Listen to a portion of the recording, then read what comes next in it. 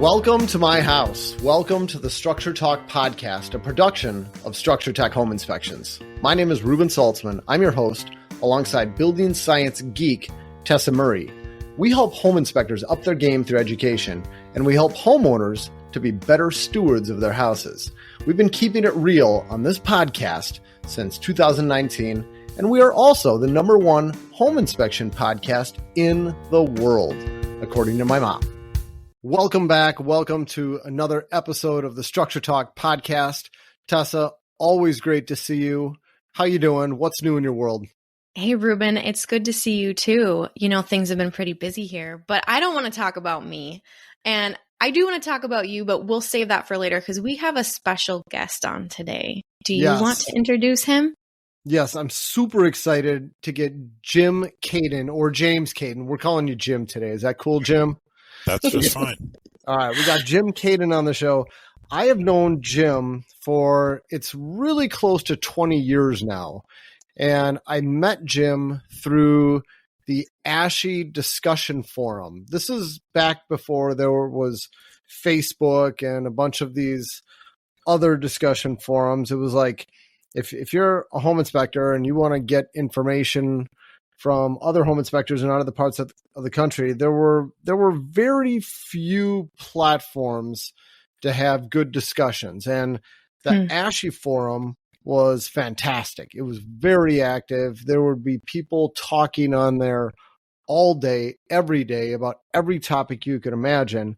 And I would find myself going down rabbit holes. And this is before I was even a dad. So I feel like I had a lot more time back then, 20 years ago, to participate in all these conversations. And I learned so much from Jim. I mean, he will go down as one of the most knowledgeable home inspectors I have ever met. And he would be just selfless with his time. He'd provide so much information. I've learned so much from him. So he's definitely one of the biggest mentors that I have ever had the pleasure of being in contact with. And unfortunately, Jim's not on the Facebook. Are you, Jim? I have abandoned the Facebook. Okay. Because right. I've had many bad experiences with the Facebook. Yeah, I hear you. So unfortunately, the world doesn't get to see, hear, experience all of your knowledge, but definitely one of the most knowledgeable guys I know.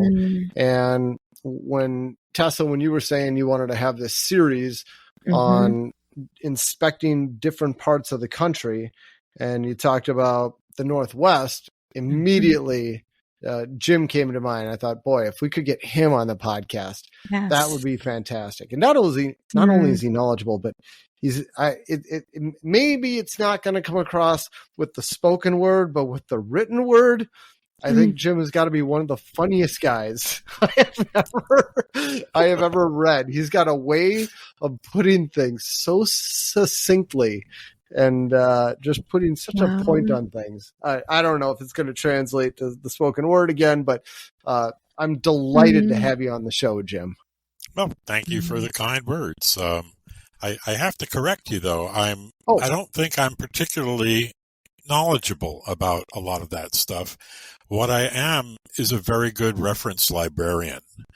I'm good at hunting down the answers to things.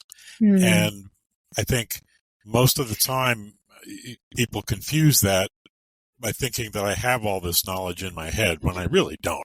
But I do know where to find the knowledge when I need it. Okay, so maybe it's not going to come through on the podcast. It's going to be too fast for you. Well, I'll bet with all that you've come up with, you've probably retained at least some of it. So I'm excited to get you on the show here, Jim. And I'm wondering, could you just tell us a little bit about your background, how long you've been at this home inspection thing, and what's your company? Tell us a little bit about yourself. Sure. I started my home inspection business in 1992 and been doing it ever since. But in the early 2000s, a group of local home inspectors, all of whom owned their own companies, decided to join together to form a collaboration, a collaborative company as partners, and they eventually convinced me to join them as well about 2008. So what I now do is my company, Benchmark Inspection Services, is a partner in a larger group called Associated Master Inspectors. And this group of inspectors we were all competitors before. Mm-hmm. And we joined together to form what I describe as a co-op, an inspection co-op, where we share an office manager, we share insurance, we share a whole bunch of costs, and we share our knowledge with each other. Although each of us still works as an independent home inspector. We cover for each other when we go on vacation. It's a great way to do business. I've never seen it duplicated anywhere else. There are lots of multi-inspector companies out there that have an owner and employees, but we are all equal partners. Yeah. What year did you guys start that co-op? The original founders started it in 2000 or shortly after 2000. They had just come back from an ASHI inspection world at which there was a big bunch of, I think there were a bunch of meetings and a bunch of discussion about the future of home inspections and how it was moving toward multi-inspector firms. They even had special meetings just for multi-inspector firms. I think, what was his name? Pete Rindfleisch. Do you remember him? I never met Pete. He was a big part of it. And this group of inspectors came back from that and they said, that makes a lot of sense. There are a lot of advantages to being a multi-inspector firm, but we don't want to have employees. We like being individuals. And so they came up with the idea of simply forming a partnership. It took a lot of convincing to get me to join them because I didn't want to give up what I had founded. I didn't want that to sort of go away. And I finally realized it just didn't have to. So that's really cool. I joined them and haven't looked back since. I wouldn't want to do it any other way at this point. Yeah, I haven't heard of anybody doing that same platform that you're doing anywhere. And I've kept my eyes open for it ever since you first told me about it a long time ago. Yeah. That's definitely unique. Seems very wise. Yeah, pool your resources. So just to back up for a second, I want to give our listeners some context to this episode. So we've got Jim on, a special guest, and he's representing the marine climate zone today. So Jim, you live out in Portland, right? Portland? I live a little bit west of Portland, but Portland is the main city where I do most of my inspections. Okay. Oh, and we better get the pronunciation right. I ended our last podcast. I said Portland, Oregon, and Jessica goes, "Is it Oregon or Oregon?" I'm like, I'm pretty sure it's one of the two. Jim, how do you pronounce it? You pronounce it Oregon. Oregon. Yeah. Okay, Oregon. Thank you for correcting us Midwestern folks on that. Me. So, Tessa knew I was wrong. She has a very nice way of correcting me. If you pronounce it that way in this area, you will immediately be identified as an outsider. I will never say that again. Okay, so Jim, you're out in Oregon, and so what we're using as a reference here for anyone listening is this Building America Climate Zone map. And it has the United States broken down into different climate zones with cold, very cold, and then marine, hot, dry, mixed dry. We also have hot, humid, and then mixed humid. And so last week, for anybody listening, we had on Dusty Jameson from the mixed humid climate zone. And this week we've got on Jim from the marine climate zone. So take a listen if you haven't heard, the last podcast we did last week. That was really fun. But the whole point of this series is to talk to inspectors from all over the country to hear about the challenges that they face based on their climate zone, building science issues, the types of construction materials they see, the styles of houses, the different heating systems, roofing, cladding, all of that. And to just get a little bit more perspective, because we talk about Minnesota all of the time, but we want to hear about the challenges you face in other parts of the country. So thanks for coming on, Jim, and representing the Marine Climate Zone, which for anyone else listening, I think is that Climate Zone 4 too, Jim? Climate in terms of USDA zones, you mean? Or the let's see, ASHRAE has the IECC climate zone map. Breaks the United States down into different climate zones too. So not every state uses that either, I don't think. But I'm not familiar with that particular classification. Okay. So for the marine climate zone, it covers like the western coast of Washington, Oregon, and then parts of California mostly. That's what we're talking about today. So Jim, let's start off by hearing a little bit about kind of the typical houses that you see out in Oregon.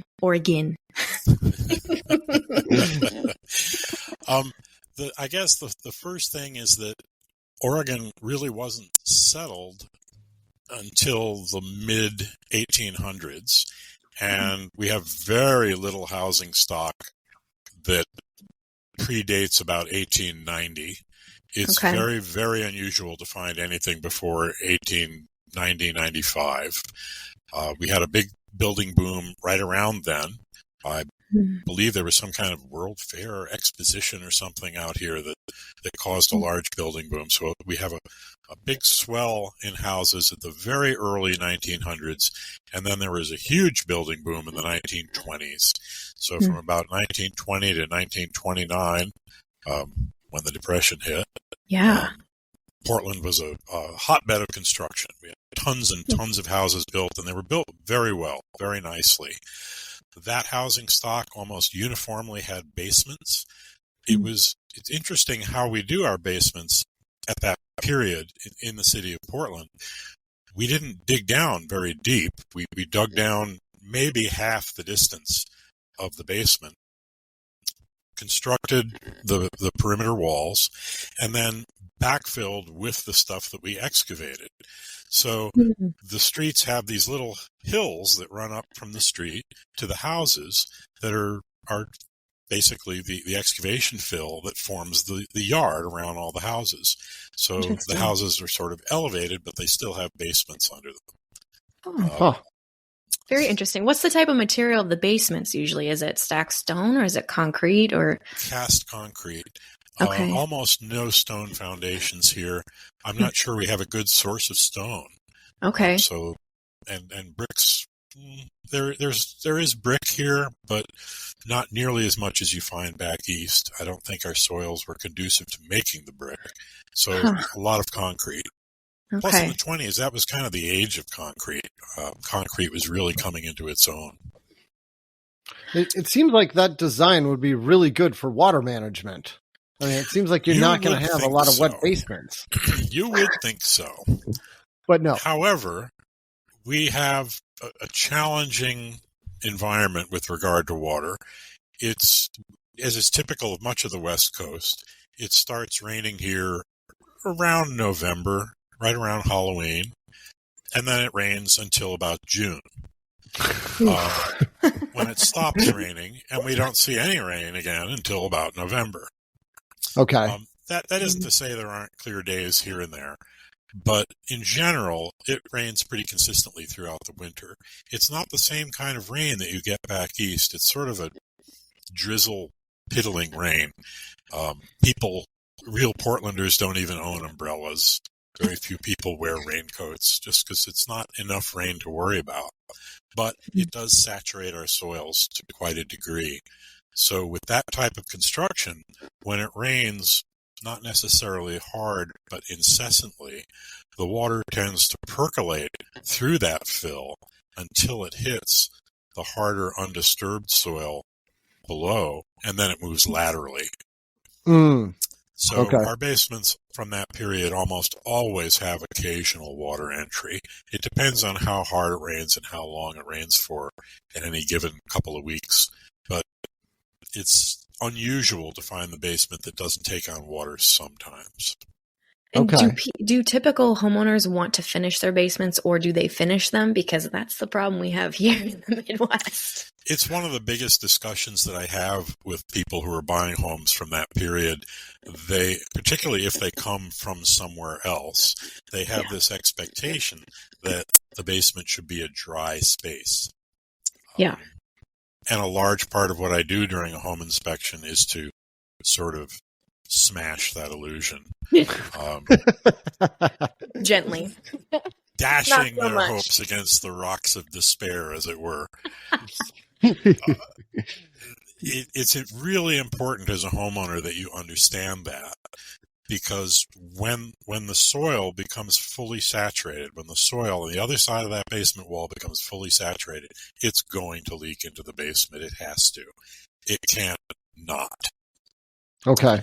And the only and in the 1920s, when these houses were built, everyone understood that. Builders knew that. The buyers knew that. People who lived in the houses just understood that. Yeah. And the only thing that's changed since then is people's expectations. Yeah. So I try and manage those expectations and tell them, sure, you can do stuff with the basement, but don't put wall-to-wall carpet down there.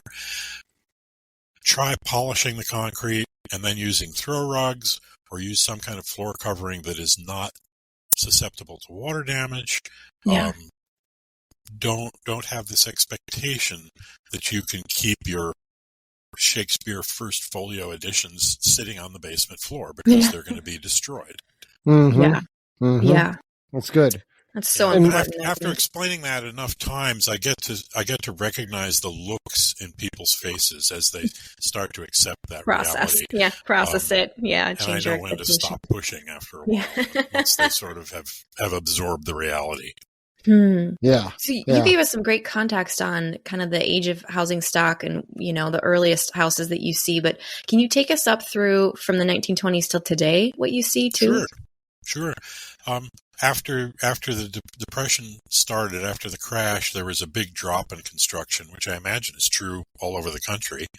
They continued building houses through the 30s. We pretty much stopped building houses during World War II. There was very little construction because all the people who did the construction were off fighting the war. And then there was a big uptick in construction after the war. The 1950s saw lots and lots of post-war homes, mid-century homes going in. We have a large stock of those. And that construction boom lasted right through the 60s. And then for some reason, and I'm going to blame it on the building codes, which started to be adopted. Housing construction quality took a huge dive in the 70s and into the 80s. And it seems to coincide exactly with the adoption of residential building codes. Interesting. I have never heard anyone put those two things together before. I haven't either. Look at it in that way. Have you ever looked at a building code from the 70s? No. Yeah, but I can't figure it out. Well, it's the IBC, and I have a tough time understanding the IBC. Yeah, well, the cable codes came out in the 70s, but the IBC wasn't for residential. Yeah. Cable came out in the 70s, and it was specifically geared toward home building. And before this, builders built homes according to their conscience and according to what they had been taught and what they had been trained by the guy before them. And some of them did a good job and some of them did a crappy job. And the good homes lasted, and those builders got more work, and the bad homes fell apart. We don't see them anymore. And those builders went away. When the code was introduced, the builders looked at that and they thought, is that all I have to do? It was intended to be a minimum standard, but just like with home inspections, people viewed it as though it were the goal to be achieved. Yeah. And they started building homes to just meet the minimum standard of those early codes, which were quite brief. And the story of building codes since then has been about addressing the deficiencies that result from people treating the code as a blueprint for how to build a home. And that's why our codes have quadrupled, more than quadrupled in size and detail, because every time a builder says, I don't have to do this, it's not in the code, it gets added in the next code edition until we have what we have now. So it took a while from the 1970s to sort of recover from that. And at least in my area, the very lowest point was 1981. I'm not sure why. It's very specific. It's very specific. But every time I inspect a 1981 built house, I know that it will have been built by cynics who are only doing it to get the job done. And I don't know if that's because of the building code. I don't know if it's because of things that were going on politically in the country at that time, or if it was just cocaine, which was also really big at that time. But I see just terrible construction from that time period. And then since then, it's started to get better, a little better, a little better, a little better. There was a hiccup in the 90s when we forgot why we need flashing, and we sort of just started omitting it for no particular reason. Just, we don't need that old stuff anymore. And it's gotten better since, and the stuff that they're building now, I think, is pretty darn good. Okay. You know what's interesting, Jim? I kind of always in my mind, like, seen this delineation also kind of at the 70s of like a change in just the quality of construction, and anything prior to that is, you know, in typically what we see in the Twin Cities metro area, it's going to be solid construction and have less problems. But I always kind of thought that had to do with the fact that like the energy code started becoming a thing, and we were trying to build houses more energy efficiently, and we were also using more like composite wood products starting in like the 70s and 80s. So you see more like, you know, buffalo board or just, you know, wood chip materials that are a lot less durable and resistant to, you know, moisture issues. And then you pair that with adding more insulation in the wall, and you have less drying potential if something does get wet. And so it's just kind of the perfect storm of all of those things combined. But then you add in this other layer of the fact that maybe the code had builders taking a step back as well. It's kind of an interesting perspective. Well, I think the better builders probably didn't take too much of a step back. The better builders probably looked at it and scoffed and said, well, I'm just going to keep doing what I do because it's way better than this. Yeah. But, you know, like anything else, when you give them the opportunity to do less, there will always be a good crowd of people climbing to do as little as possible. Yeah. I'd forgotten the energy issue. 1973 was the Arab oil embargo. And that was had a huge effect on lots of things in this country. And not the least of which was construction, where we tried to make things more energy efficient, but we forgot how to do that without harming the building. Yeah. We added insulation, but we didn't think about vapor barriers. Yeah. We didn't think about dew point. We didn't think about condensation. So we went through a rough period there. Yeah, I think we've learned from our mistakes, as you said, with the code, how the code has just, you know, gotten longer and longer and more detailed from learning from our mistakes. It's the same thing with just the energy efficiency world and our move to try and make houses that are more airtight, better insulated. We've made mistakes along the way, and we've learned from that. And now we think about things like ventilation and moisture management and all of that. And in that first round, we didn't. Yeah. Before we go away from this topic about difference in era of houses, Jim, I want to ask you, if you were going to buy a house, any age, all things being equal, what age of house would you buy? If it were in the city of Portland, I would be searching for something in the 1920s. Really? Okay. I just love those houses. They're almost all craftsman style. They have a great deal of character, a lot of soul. They were very well built by people who really knew how to build houses. And the stuff built in the 50s and early 60s was also very well built, but it doesn't speak to me in the same way. It probably doesn't help that I grew up in a house that was built in the 50s and just doesn't seem all that charming to me. I prefer the stuff from the 20s. They really are attractive houses, very livable houses, and built with beautiful materials. We had forests full of old growth Douglas fir that we can use for construction here.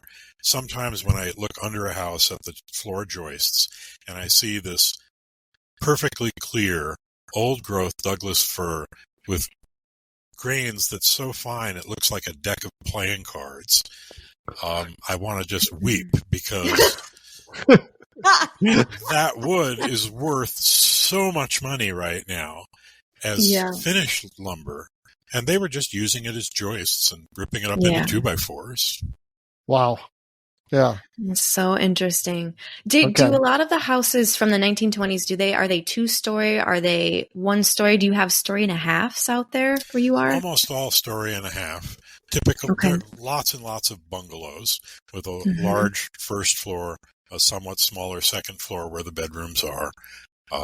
There's usually a big, either a front porch or even a wraparound porch, a little porch in the back, and then a full basement.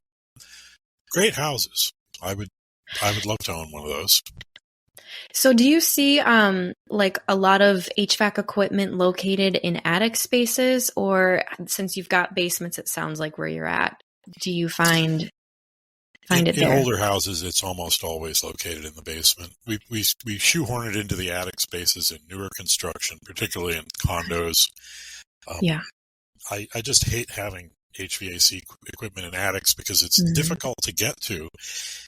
And that means that anytime anyone has to do anything to that equipment, it's not going to be done particularly well because they're not going to be physically comfortable balancing on a little board hunched over with nails poking the back of your head as you try and work on something. And it's also, at least the way we have been constructing attics, it's an unconditioned space. So it's hot in the summer. It's cold in the winter. It's rough on the equipment. It's not efficient. Anytime you've got that ductwork and that air handler located outside the thermal boundary, you're losing, energy efficiency and comfort that way.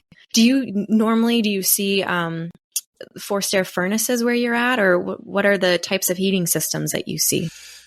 We had oil furnaces as our standard heating systems right up through the 70s, maybe into the 80s. Gas, of course, came on the scene in the 50s, but and it was used in a lot of newer construction after that, and it is, of course, became the de facto standard right up until the present day. But now, of course, we're seeing a move away from that, a desire to get away from that in favor of electricity and heat pumps mostly. Sure. Yeah. Sure. Which is, the brave new world. Yeah, electrification of homes. Yeah, and especially I know California is moving that direction. And do you know anything about, Oregon and Washington, like if they have any new standards that'll be coming into play for moving towards electrification by a certain date? There are pushes for it. It really hasn't come to fruition yet. Typically, California adopts that stuff first, and then it floats up to us. They pave the way. Okay, but it's coming. I think that's the future. That's what's coming. Very interesting. The problem is a lot of our older houses don't have the electrical capacity to do that. There's still a whole lot of older houses that just have 100 amp services, which is fine if you don't have large loads. It's fine if you have a gas cook stove and a gas furnace and a gas water heater, no problem. But if you're going to go to an electric furnace and an electric water heater and an electric dryer and an electric cook stove, that have solar panels and a Tesla and all those things. Yeah. And the car chargers are a big draw on the electrical system too. So there are a lot of electrical upgrades in the future for Portland. Okay. Yeah. Now, James or Jim, I remember a while ago hearing about this change, and I want to say it was Portland, where they started mandating these energy audits on houses before they could even go up for sale. Was that a thing? Yeah. Oh, yeah. It still is. Okay. All right. What is that all about? Yeah, you're supposed to have this energy audit before you list your house for sale. You're supposed to call in some person who comes in and does an energy audit, and they give a home energy score. And that home energy score is a single piece of paper with information on the front and information on the back. And what it boils down to is something equivalent to a miles per gallon rating on a car. So it tells you this home's home energy score is 5 out of 10. And if you make this particular set of improvements, you can get it up to an 8 out of 10. Okay. And the idea was that home buyers would see this and they would demand to have changes made, or they would buy the house and then make changes to make the home more energy efficient. But what really happened is nobody cared. The home buyers came in, they said, oh, this has a home energy score of 2? Yeah, but look at those quartz countertops and look at this wood trim. I love it. I can't see myself living anywhere else. And they have good intentions, but they say, yeah, I'll add some insulation or maybe upgrade the windows at some point. And then they would buy the house and they forget all about it until they go to sell the house and they have to have the home energy score done again. I've never had a client in the several years we've had this that has not bought a house because it had a low home energy score. Yeah, sure. That has not been a deterring factor for them. The human mind doesn't seem to work that way. The things that they like about the home are not its energy efficiency rating. Okay. All right. And also too, I guess if they want to, it's good to have that information going in, buying the house of, okay, this house is not going to be as energy efficient as my neighbors or as it could be, or new construction, but I could do things to improve it. And then they make that decision going into it, just knowing. But so is this home energy score, is this part of, is this a HERS score that you're talking about? Like is this through the Department of Energy that created this home energy score? Yeah. Okay. Yeah. Yeah. There's a bit of software that they use that's uniform across all the vendors. Yeah.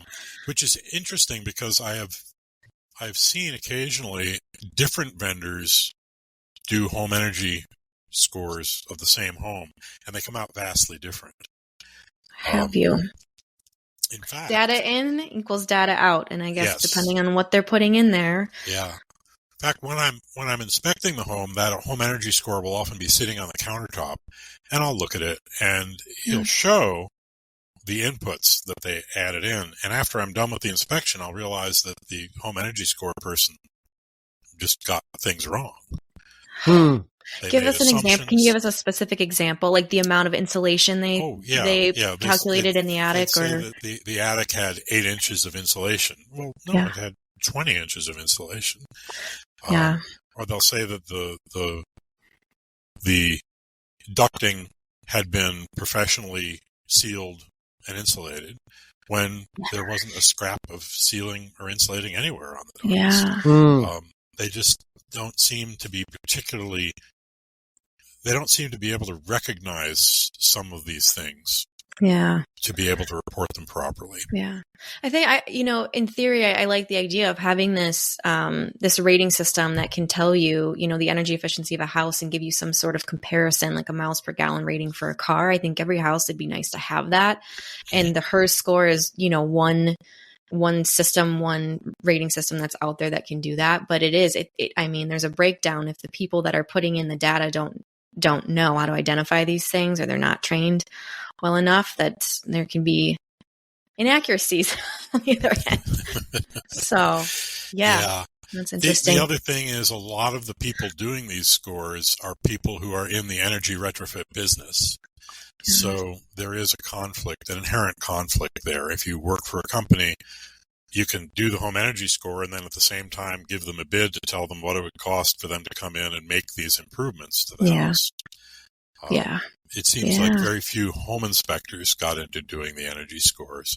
It was mostly energy retrofit companies. Okay. Sure. Yeah. Or utility companies, maybe? No, I guess they're probably not doing that. I don't think so. Not that I've seen, no. Okay. No. It's mostly the companies who specialize in doing insulation or HVAC work. Well, we've got a really similar program here, and I know about Portland's because there was a lot of talk about what you guys were doing before we rolled ours out. So there was a lot of, they're doing it this way, so we can do this. So that's how I know about this. But so far, with a lot of what we talked to you about, it feels like there's a ton of overlap between our houses here in the Twin Cities and Portland. And I guess we're both kind of weird cities too. but I want to find out what do you think is unique to the way you inspect houses or problems that you see to your area, Jim? I'm not sure that there is anything that's too unique. What about water coming down all the time? Is there special stuff you got to do for that? Yeah, we don't even think about that anymore. I mean, you're inspecting in the rain in the winter, so even though most Portlanders don't own a raincoat, I do. So I'm gonna have to be dressed for rain, and if it's a particularly nasty day, I'm going to be soaked to the bone by the time I'm done with the exterior of the house. You've got to get used to walking on a roof in the rain. If you're in the east part of town, which gets a lot of weather that comes in through the Columbia River Gorge, the winds can be quite strong. So you have to be careful about wind, which is pretty much a constant on that part of town. And the ground is always going to be sort of saturated and wet throughout most of the winter. But I imagine you have to deal with that back east too, don't you? I mean, if it's a wet time of year. Yeah, in the Twin Cities, I mean, yeah, when it's wet, it's wet. We deal with it. And for the winter time for us, it's frozen. I mean, you got to trudge through snow. And you probably will slip on the ice at least once. So yeah. Yeah. Jim, I'm just curious, with all of this, rain in your climate, do houses where you're at, do they have ventilation systems? Do you see a lot of houses with bath fans? Do you see any balanced ventilation systems like HRVs or ERV systems? Because people can't open their windows necessarily and just get that fresh air exchange if it's always raining outside. Yeah. They still open the windows. Our houses generally have wide overhangs to protect from rain. So if you open your window, you're not necessarily going to get a wet windowsill. Okay. The idea of balanced insulation is really new to our area. The last maybe 5 or 6 years, new construction often includes some kind of balanced ventilation. Mm-hmm. There'll often be an HRV or an ERV that comes on automatically when certain exhaust fans are initiated. And they're smart systems that balance the indoor air, and they work really well. Those houses invariably feel great inside in the winter.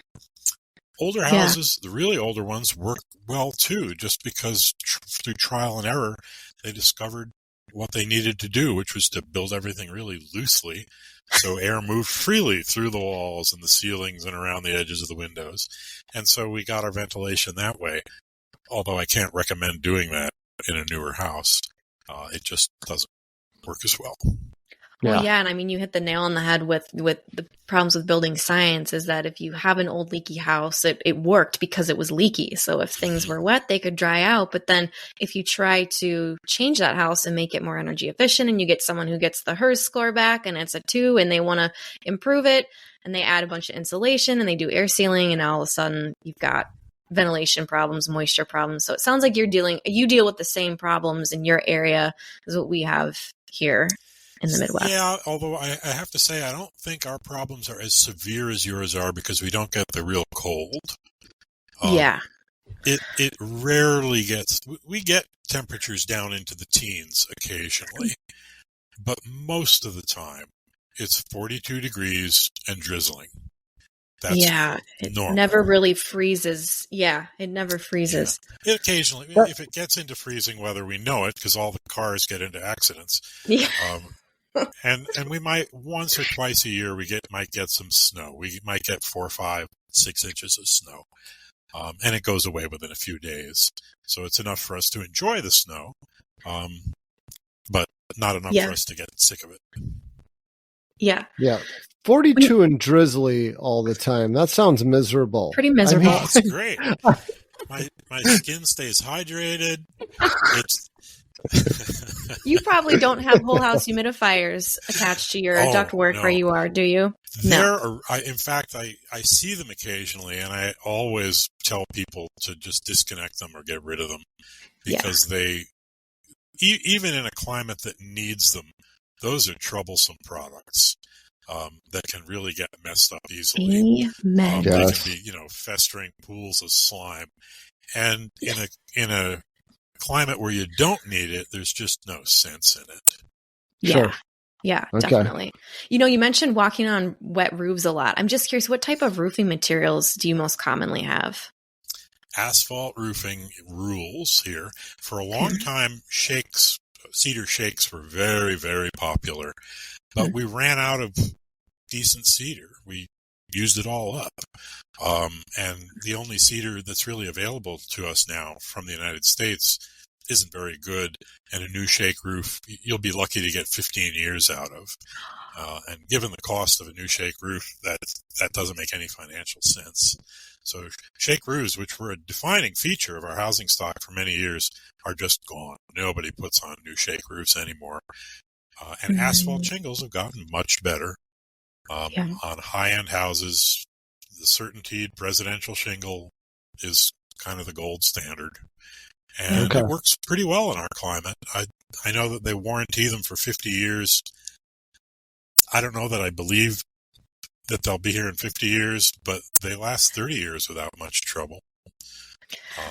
In fact, I was inspecting a house they had just built an addition, and the house was 20 years old, and the addition was 2 years old.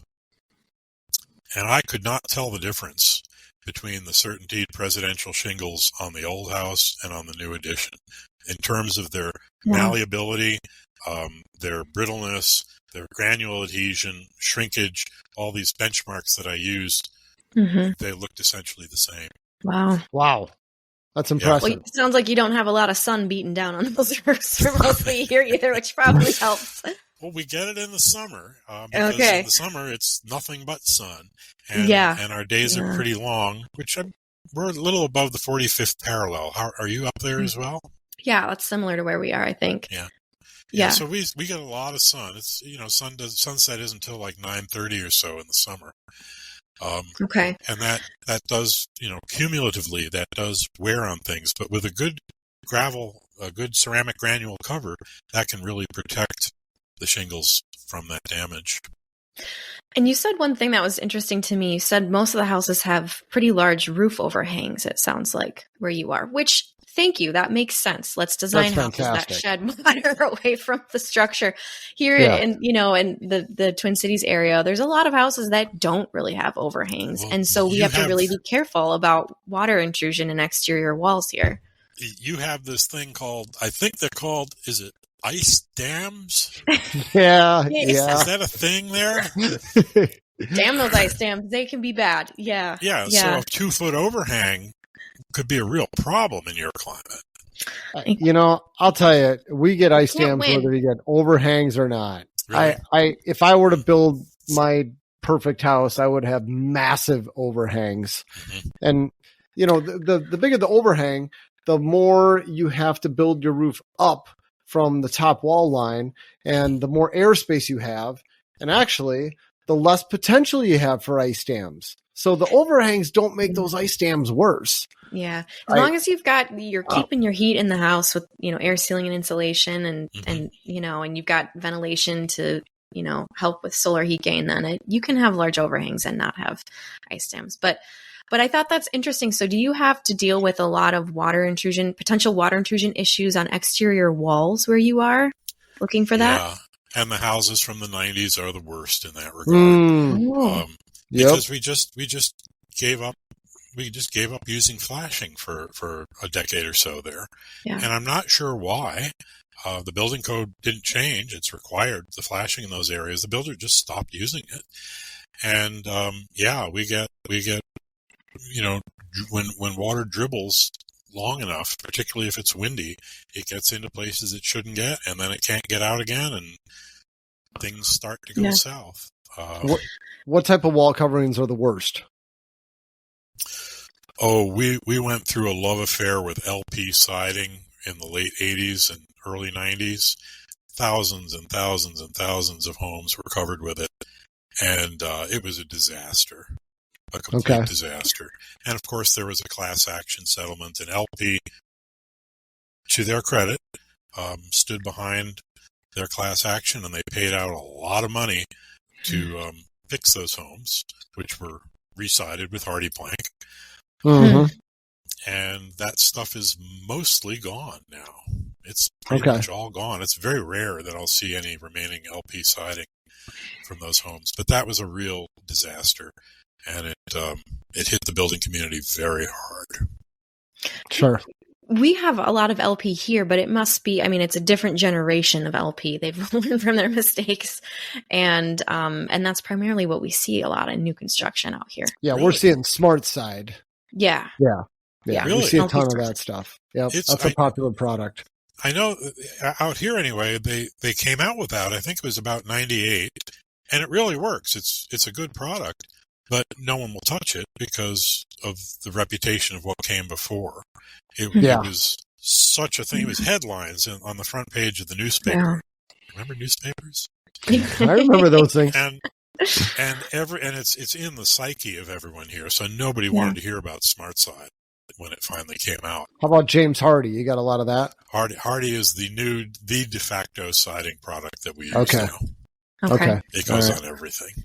What about stucco? Did you have problems with stucco houses too? The old stucco houses, again, from the 20s and 30s, are still doing fine. Occasionally you'll get some water entry, even though they did them all wrong. They ran them into the ground. They ran them tight up against wood trim. They perform really well. And if something goes wrong, they're pretty easy to chip them out, fix anything, and plaster them back up. Of course, then we had the EIFS stucco in the late 90s, which the synthetic stucco, which was very popular in high-end houses here. The LP siding went on the low-end tract homes. The EIFS went on the high-end houses, and some of those experienced really spectacular failures. Mm-hmm. I remember one that had a porte cochere that was all stuccoed, top, sides, bottom, everything, and I saw a big bulge in the stucco, and I poked it with my little inspection poker thingy, and a stream of water started coming out of it. Oh, no. 4 hours later, when I was finishing my inspection, there was still a stream of water coming out of it. No. And I heard from the seller that it had continued for 8 hours. Holy cow. Oh. Needless to say, they had to scrape that one off and redo it. Yeah.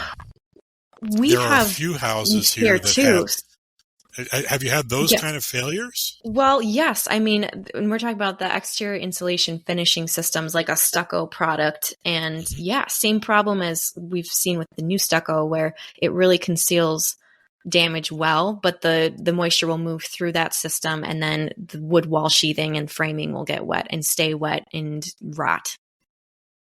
Yep. Yeah. So we see that too. Yeah. So they changed. They changed the specifications for that stuff back in the early 2000s, so that at least here you're not allowed to install barrier style EIFS anymore. You can only install exterior insulation finish system that has some kind of drain plane behind it. Do you have that as well? We no. On commercial buildings we do, but it's rare that we have anything like that residential. If we're doing something that looks like stucco, it's more traditional 3-coat stucco. And you need to have all the drainage planes behind all of that stuff. Yeah. Yep.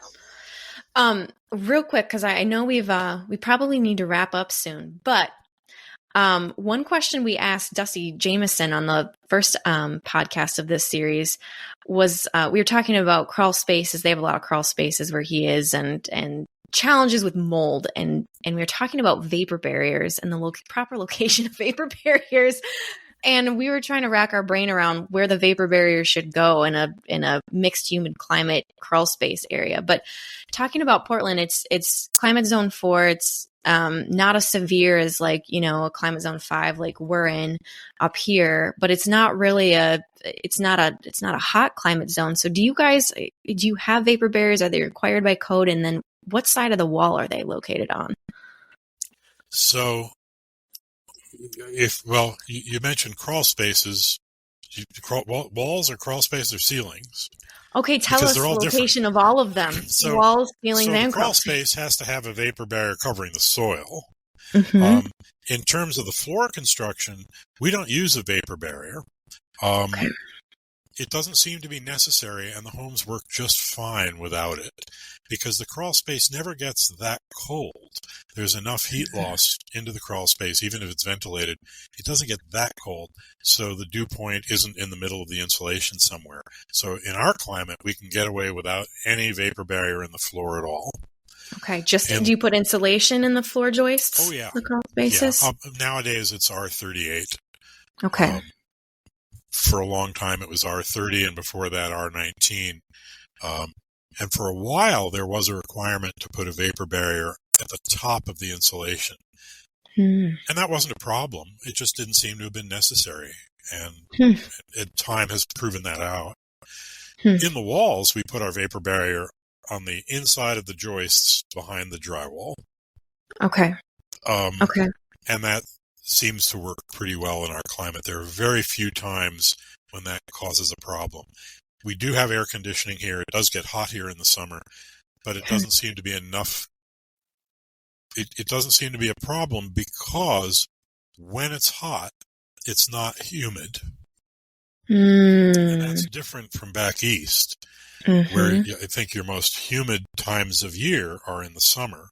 When we've got our air conditioning running and we're pulling in that humidity through the walls. Yeah. Yeah. I used to live in Washington, D.C., and I remember every winter or every summer, they used to have the annual humidity festival where everything would just become saturated with water and be about 99 degrees. Yeah. Miserable. Here, it gets quite hot in the summer here, particularly in recent years, but it's always dry when that happens. So we can put our vapor barrier on the inside of the wall. Any moisture moving in from the outside is so insignificant that it's not going to cause a problem when it hits that cold vapor barrier in an air-conditioned house. Yeah. And in the ceiling, we put the vapor barrier the same way, above the drywall, but below the ceiling joists of the trusses and the insulation. Yeah. Okay, so you put the vapor barrier on the warm side of the wall if we're talking about heating the house. Okay. On the conditioned side. Yeah, the conditioned side. Yeah, and that works fine for us. I know that it's a real problem in some other climates where it gets humid enough that an air-conditioned house would get condensation going on in there. Not a problem for us. That's one area where we're fortunate. Yeah.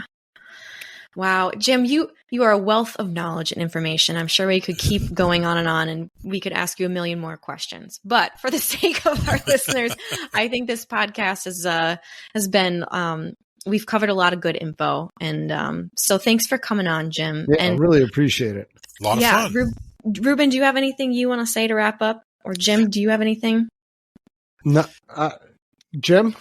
I had a good time. It's refreshing to be able to have a conversation about which side of the wall to put vapor barriers on, because if I try that with my family, it just doesn't go anywhere. They don't care as much, do they? No, remarkably, they don't. Yeah. Oh, that's good. Really appreciate you coming on, Jim. And where can people find you, Jim? Yeah. You want to throw out a link, a website, something? You can find me by simply Googling my name or my company, Associated Master Inspectors, or even just AMI. Go to amipdx.com. You can find us. You can call our wonderful office manager, Lisa, and she'll be happy to schedule me for whatever you need me to do. Perfect. Cool. And you spell your last name Katen, Jim Katen? That's right. Okay. Yes. Perfect. All right. Well, Jim, thanks again so much for coming on the show. To all our listeners out there, if you'd like to reach out to us, you can email us. It's podcast@structuretech.com. And next week, we're gonna have a guest on from Florida. We got John Bolton with Inspectigator coming on the show. Can't wait to hear from him. He's from the other corner of the country, and we get to hear about alligators, I guess. Hopefully he's got some good alligator stories. I'm sure he's got some good stories. Yeah. All right. Thanks, everyone. Take care. Thanks for listening. Bye. Thank you.